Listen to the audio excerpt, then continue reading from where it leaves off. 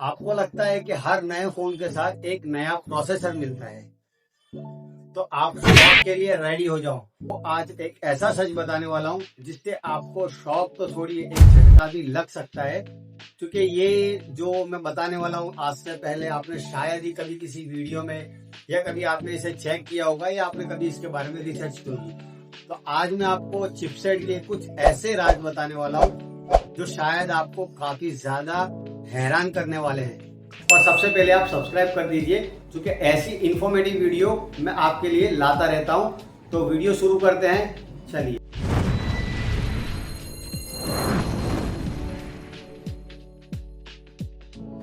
हाँ, एक नए नाम के पीछे वही पुराना प्रोसेसर और पुरानी चिप छुपी हुई है।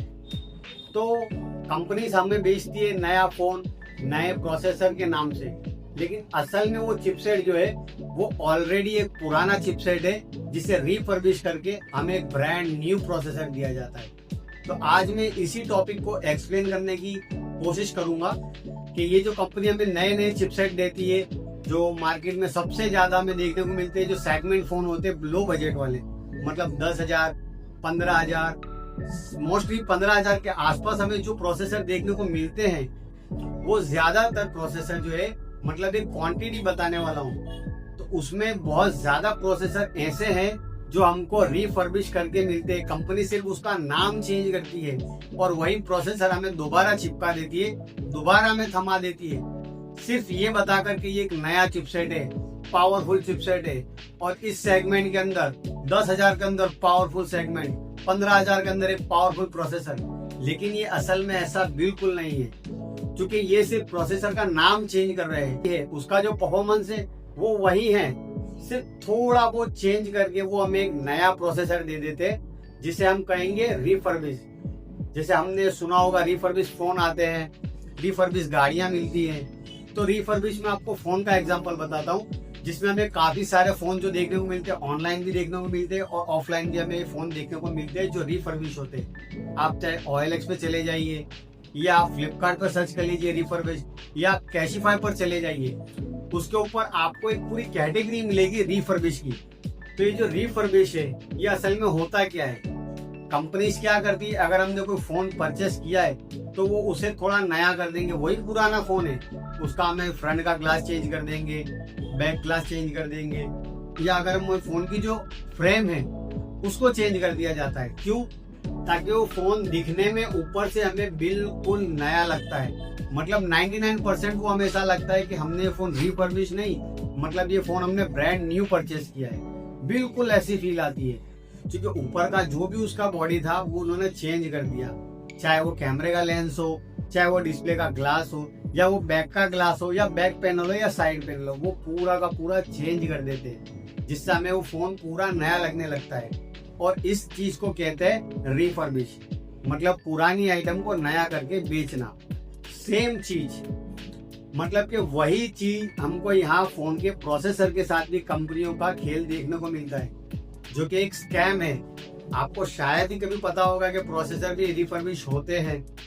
तो मैं आज आपको एक्सप्लेन करने की कोशिश कर रहा हूँ कि ये किस तरीके से होता है।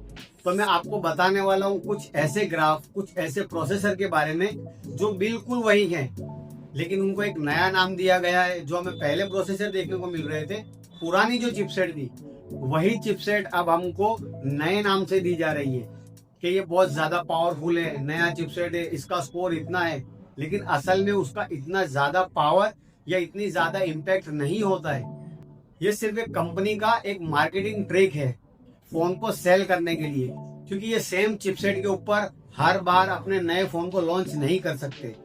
अगर इन्हें सेगमेंट फोन लॉन्च करने हैं अंडर 10,000, अंडर 15,000, तो इनको एक नया चिपसेट बताना पड़ेगा, इनको एक नया चिपसेट शो करना पड़ेगा कि इस बार हमने इतने परफॉर्मेंस वाला चिपसेट दिया है, इस बार इतने परफॉर्मेंस वाला हमने ये चिपसेट दिया है, अंडर 15,000 में इतना पावरफुल चिपसेट है, मोस्ट सेगमेंट का मोस्ट पावरफुल है।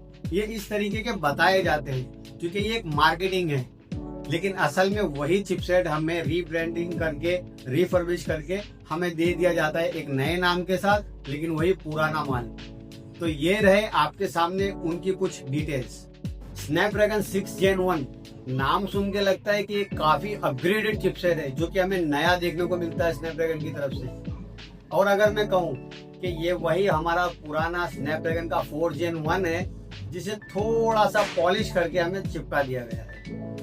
तो इसमें हमें देखने को मिलता है सीपीयू जो है वो क्रायो का A78 प्लस A55 जो कि बेस बिल्कुल सेम हमें 6 Gen 1 में देखने को मिलता है, मतलब कि बिल्कुल सेम आर्किटेक्चर पे ही है। अब हम इसमें देखते हैं इसका जीपीयू, तो एड्रीनो का जीपीयू मिड रेंज का हमें इसमें देखने को मिलता है और 6 Gen 1 में भी हमें थोड़ा सा पॉलिश करके से दिखा मिलता है। इसके अंदर जो थोड़ा सा अपग्रेड है। अब उसमें हम नीचे आते हैं इसके फैब्रिकेशन पे, तो फैब्रिकेशन भी हमें दोनों में 6 nm का देखने को मिलता है। यहाँ पर भी उसमें कोई डिफरेंस नहीं है, बिल्कुल सेम। परफॉर्मेंस, तो परफॉर्मेंस जो है हमें स्नैपड्रैगन 4 Gen 1 के अंदर देखने को मिलता है बेस लेवल का परफॉर्मेंस, और 6 Gen 1 में हमें क्या देखने को मिल रहा है, थोड़ा सा प्लस करके, मतलब 8 से 10% का सिर्फ परफॉर्मेंस को बूस्ट किया है, मतलब कि एक छोटा सा जंप है, बहुत स्मॉल जंप। तो अब अगर हम देखेंगे इसका एक्चुअल जो परफॉर्मेंस का मार्केटिंग की स्ट्रेटजी है, मतलब कि ये जो प्रोसेसर हमें दिया गया है ये सिर्फ एक मार्केटिंग स्ट्रेटजी है जो कि परफॉर्मेंस में स्लाइडली बूस्ट देकर और हमको दे दिया एक नया प्रोसेसर नए नाम से, लेकिन मोस्टली ये प्रोसेसर एक रिफर्बिश प्रोसेसर है। तो जैसे कि मैंने आपको दिखाया 6 Gen 1 नाम सुन के लगा कि एक नया प्रोसेसर है, जबकि हमें 90% हार्डवेयर बिल्कुल सेम दिया गया है, मतलब कि सिर्फ 10% के डिफरेंट पे हमें एक नया चिपसेट चिपका दिया गया। और क्या नाम से, most powerful new chipset AI improve, मतलब 90% हार्डवेयर वही था, सिर्फ 10% चेंज करके इन्होंने हमें एक अपग्रेडेड प्रोसेसर दे दिया। अब आप समझ सकते हैं कि किस तरीके से ये जो कंपनी है नए चिपसेट के नाम पर हमारे साथ फ्रॉड करती है, हमारे साथ स्कैम करती है। तो ये मैंने आपको जो प्रोसेसर बताया ये स्नैपड्रैगन का था, और ऐसा नहीं कि सिर्फ यही है, स्नैपड्रैगन कंपनी ही है जो हमें रिफर्बिश दे रही है। और भी बहुत सारी कंपनी है और भी बहुत सारे प्रोसेसर है जो इसी लाइन में लगे हुए एक के साथ एक, लेकिन हमें कुछ पता नहीं चलता। क्यों? क्योंकि हम कभी उसे ठीक से एनालाइज नहीं करते। तो अब मैं आपको सेम चीज बताने वाला हूँ मीडियाटेक की तरफ से, मतलब कि मीडियाटेक डायमेंसिटी 930 और डायमेंसिटी 7020। तो अब मैं आपको बताऊंगा कि इसमें क्या सेम है और इसमें क्या अलग है। इसमें जो हमें सीपीयू देखने को मिलता है वो है 2 कोर हमें देखने को मिलते हैं A78 प्लस पे, और बाकी के जो 6 कोर है वो हमें देखने को मिलते हैं A55, मतलब कि A55। बिल्कुल सेम हमें 7020 में देखने को मिलते हैं। इसमें जो हमें जीपीयू देखने को मिलता है वो है IMG BMX 8256, बिल्कुल सेम जीपीयू हमें 7020 में देखने को मिल रहा है, और हमें सेम फ्रीक्वेंसी मिल रही है। जो इसका फैब्रिकेशन है वो भी 6 nm पे बेस है, मतलब कि सीपीयू, जीपीयू और फैब्रिकेशन तीनों चीज लाइन टू लाइन बिल्कुल एक्यूरेट, बिल्कुल सेम है। और इसमें जो हमें मॉडेम देखने को मिलता है वो भी सेम कॉन्फ़िग पे है।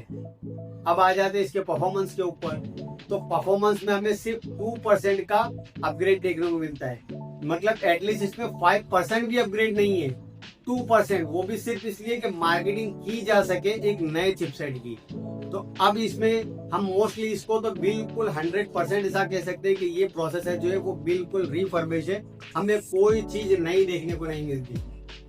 क्योंकि अब आपको लगा होगा कि 7020 डायमेंसिटी का एक नया प्रोसेसर, पावरफुल, धमाके वाला, लेकिन जब आप इसे देखोगे, चेक करोगे, तो लाइन बाय लाइन बिल्कुल आपको सेम प्रोसेसर ओल्ड वाला देखने को मिलता है, मतलब कि नए के नाम पर सेम टू सेम एक पुराना चिपसेट।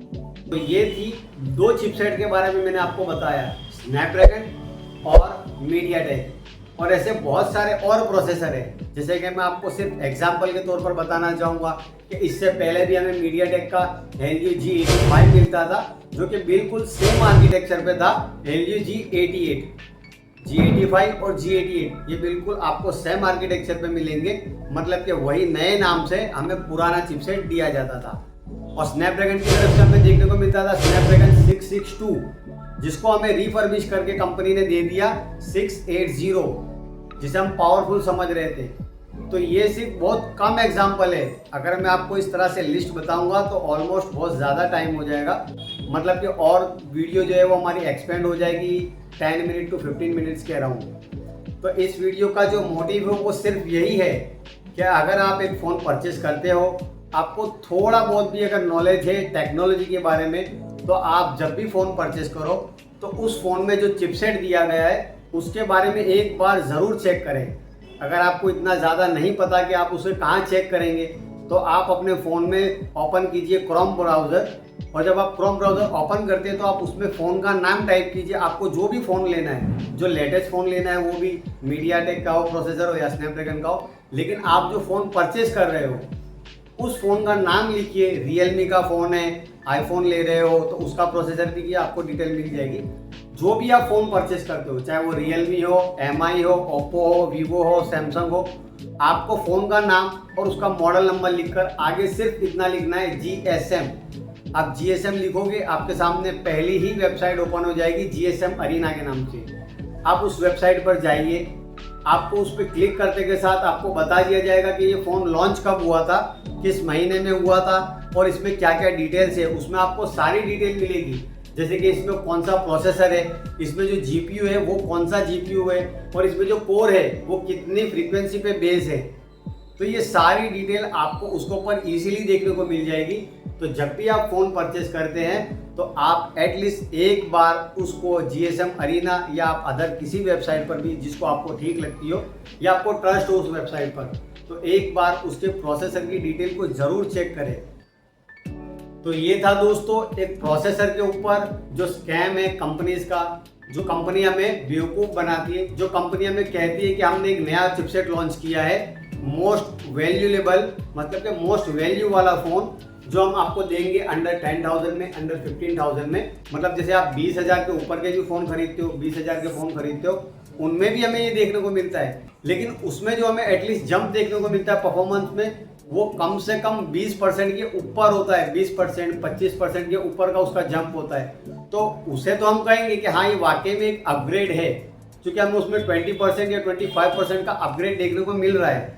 लेकिन हमें 2%, 5%, 10% इसे बूस्ट करने को कोई अपग्रेड नहीं कह सकते हम, क्योंकि हमें सेम आर्किटेक्चर, सेम परफॉर्मेंस अगर देखने को मिल रहा है तो ये चिप नया नहीं हो सकता, ये चिप ऑलरेडी पुराना ही है। तो आप जब भी परचेस करने जाओ तो एक बार इन सारी बातों को ज़रूर ध्यान में रखना, क्योंकि आप फ़ोन जो है वो यूज़ करने के लिए परचेस कर रहे हो, थ्रो करने के लिए, फेंकने के लिए नहीं ले रहे हो। तो वीडियो आपको अगर अच्छा लगता है तो आप वीडियो को लाइक कीजिए। तो मिलते हैं नेक्स्ट वीडियो में।